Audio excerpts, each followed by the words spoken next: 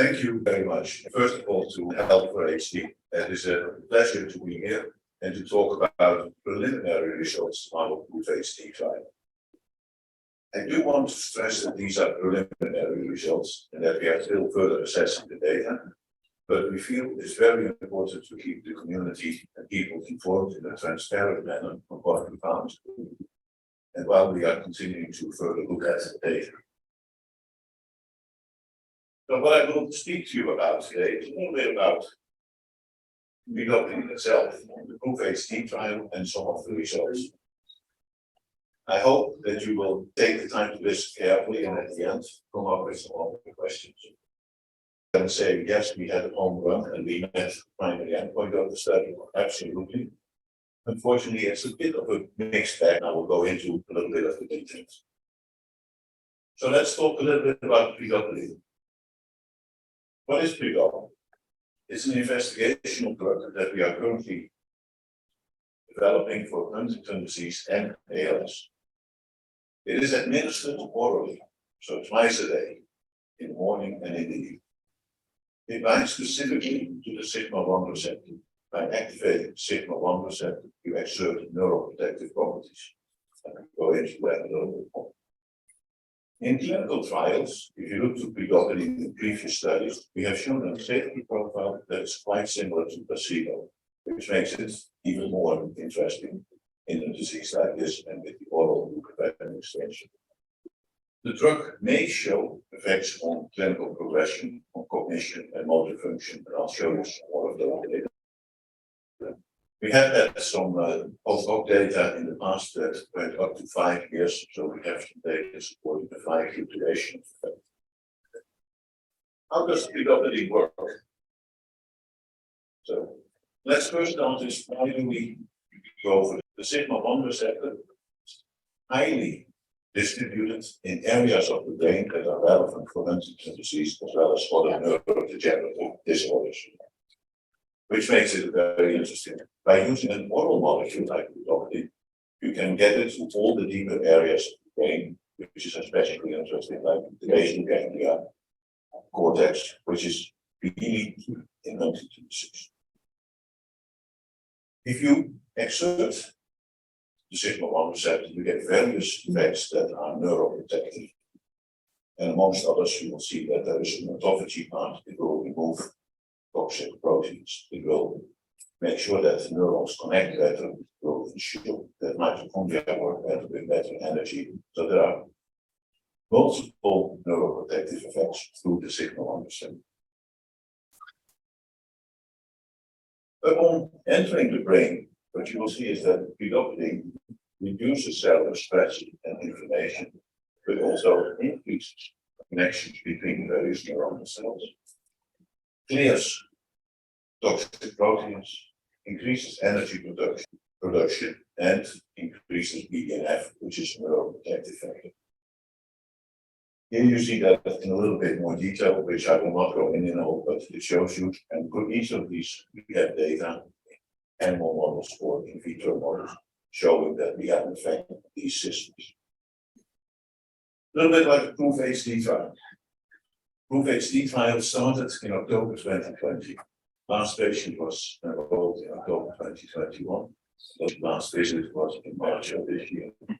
And it has been a great effort of the community and everybody involved to get this trial running, and especially as it was during the pandemic.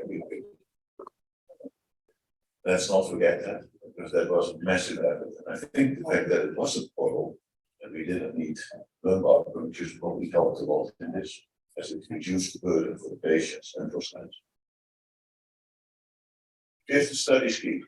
Patients went through a 6-week screening, then were enrolled, stayed on drug or on placebo for 65 weeks. Some patients went beyond 65 weeks, 70 weeks. And why is that? We set the study up in a way that the last patient's last visit, 65 weeks, would determine the primary analysis. Some patients who enrolled earlier were able to go to 78 weeks. Why did we do that? We wanted to have the opportunity to also look at 78 weeks data as a form of long duration. Those data, unfortunately, I cannot yet present because we don't have them yet, but we are eagerly looking forward to have those in the near future. We had 29 sites in Europe, and here you see various countries. Not going to name them all, but you can see it's a global, multinational study. In the US and Canada, 30 sites. So overall, worldwide, 59 sites, and our target enrollment was 480 patients, and in the end, we enrolled 499. Here you see the main eligibility criteria for the study. We were targeting patients with manifest Huntington's disease, and I'd say now to moderate early in the disease stage. And what you see most, what is important, is that we were targeting patients that had a TFC of 7 to 13 at baseline.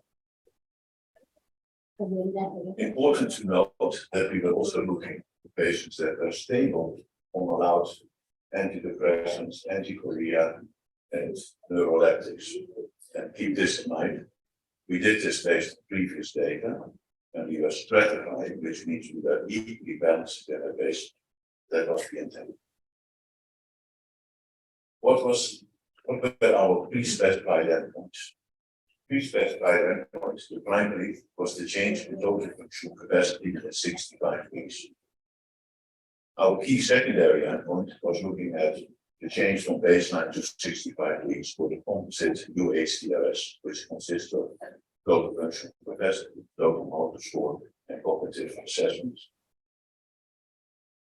We also had pre-specified subgroup analyses.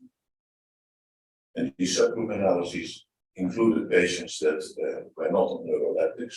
Dr. Aradi earlier this morning explained what neuroleptics are, so we took a nice part of my education here on that before. Important to know that neuroleptics does not include antidepressants. That's, I think, the key point for everybody to keep in mind. We also looked at the exclusion of chorea medication, and we looked at the exclusion of both neuroleptics and chorea. A little bit about definitions, because that always comes up. What is the primary endpoint? Why is that important? What are secondary endpoints? So primary endpoint is typically the endpoint where you address your main scientific question. So here we wanted to look at whether predominantly had an effect on functional ability based on previous studies. So we used total functional capacity as the primary endpoint, which we also discussed with the regulators. And FDA, based on previous discussions, was very key on having an endpoint that helped patients to understand what it would mean for their life. Because if you talk to patients, they always say the most important elements that we would like to address are around cognition and around being able to stay independent, eat ourselves, rest ourselves, do our own finances, rather than being dependent on others. Secondary endpoints are basically endpoints that further corroborate and support your primary analysis. That's why we had the composite UHDRS, because that helps to get progression. And we also had the cognition in there so that people do that cognitive response. A little bit, and this is important to understand when you analyze data, what is pre-specified and what is post-hoc. Pre-specified means that you have planned these analyses and way of looking at the data before you know that you have everybody enrolled, before you close the database. So you're unbiased. Post-hoc are basically decided once you have seen the initial data, once you have broken and you know a bit what is there, which are generally more supportive or hypothesis generating for future trends. If you talk to a regulator like FDA or European authorities, they will put more emphasis on the pre-specified, because that's where you're unbiased. So why did we pre-specify analysis for neuroleptics, for excluding neuroleptics and chorea medication? This is based on previous studies. In private HD, we had a stronger effect when we excluded neuroleptics. And here you see what that was. On the left, you see the effect on total functional capacity for the whole population, so including those in neuroleptics and PRNS. And on the right, the total effect was larger when we excluded them. This is why we pre-specified it in PROVE-HD. Another part which is very important to know, many endpoints that we are currently using in Huntington disease are questionnaires and are open to later interpretation and not the most objective. The most objective endpoint that we used to study was Q motor, which is later independent. And what it basically does is like finger tapping. It's a voluntary movement that is very easy to do. Any patient can do it. It's centrally read, and it's the most objective if you compare it to total functional capacity, total motor score, STOOL, and SETI. This was used in the study.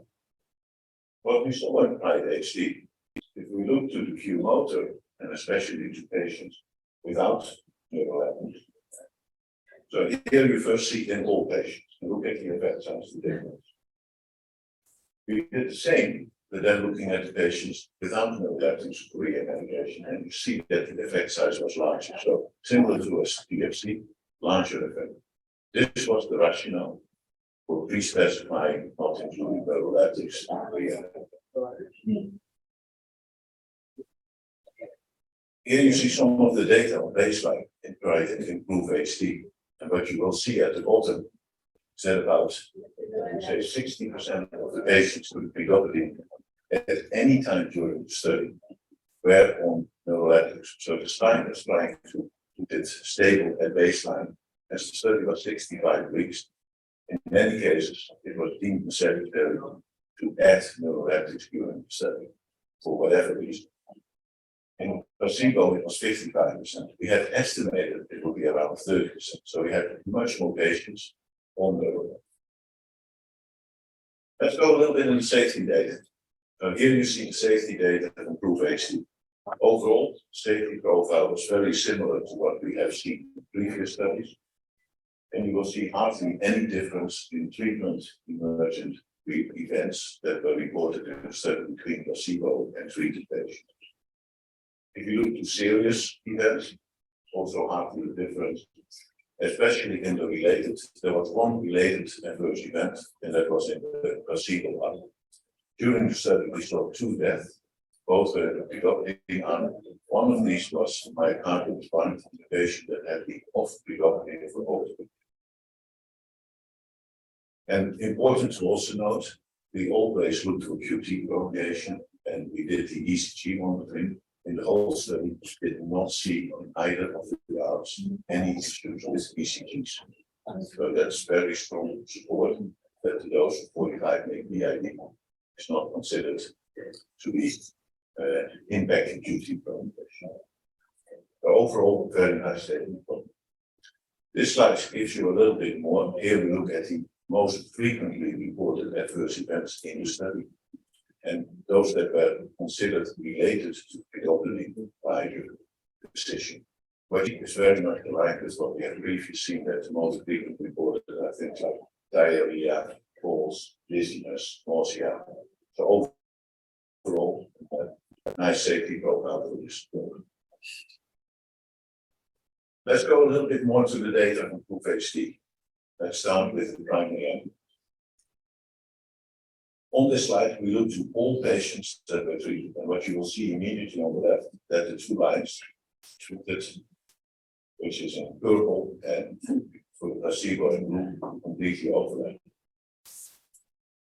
On the right, the same, but then we excluded neuroleptics and Korea medication, and you will appreciate that there was a differentiation. And then at week 65, they got closer together. This is where week 78 data will become very important to see what is happening there.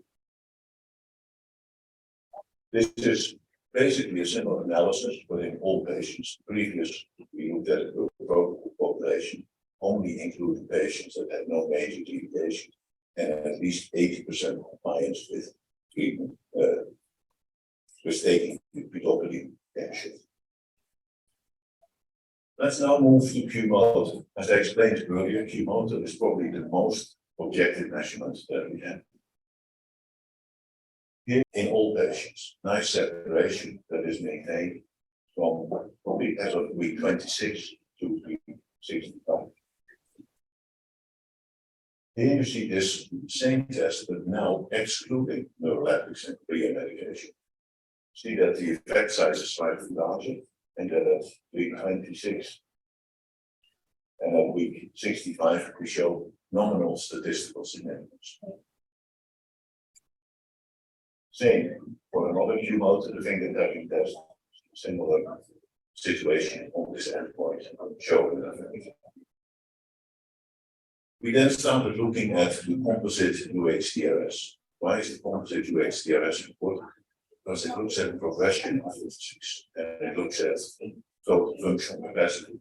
It looks at total motor score. It also looks at cognitive aspects through the Stroop word reading test, the SW1, and through the single digit modalities test.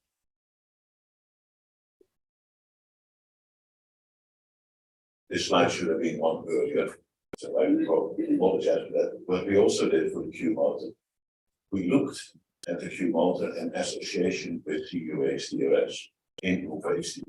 And what we have seen in the study, that if Q motor improves, we also can correlate that with improvements in CUHDRS, so basically in progression of the disease.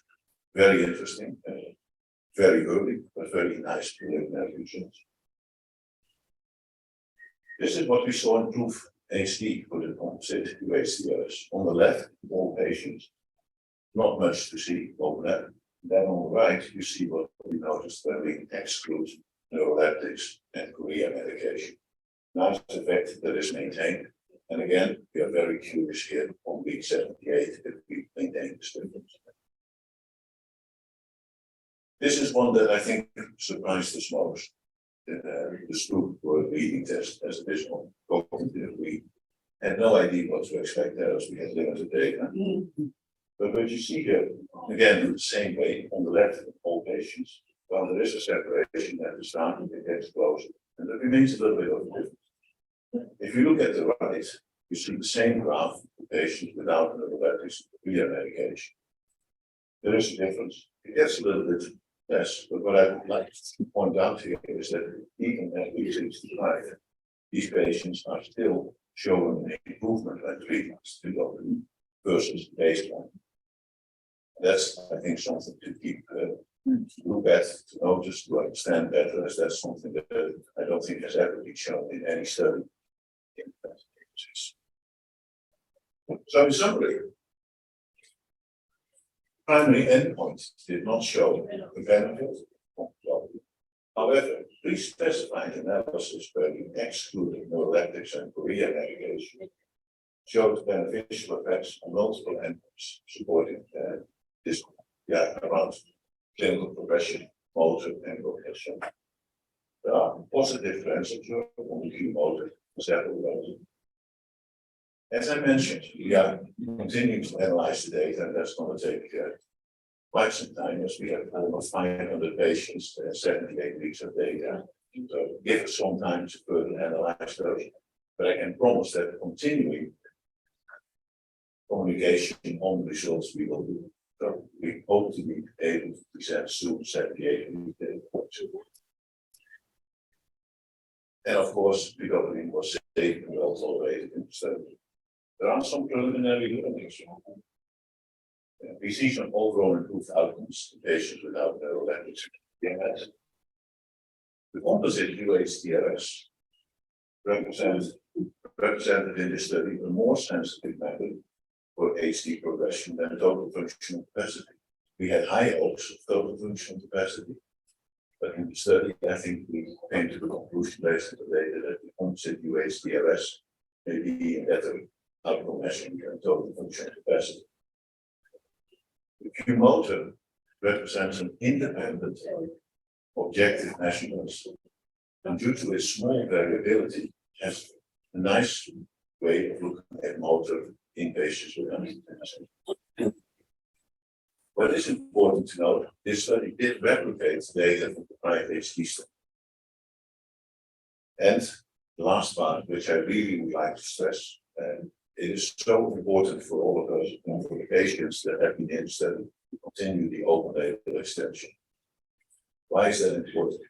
First of all, it allows us to see those patients who started on placebo, if we can replicate what we have seen for those patients that started on Eligibility.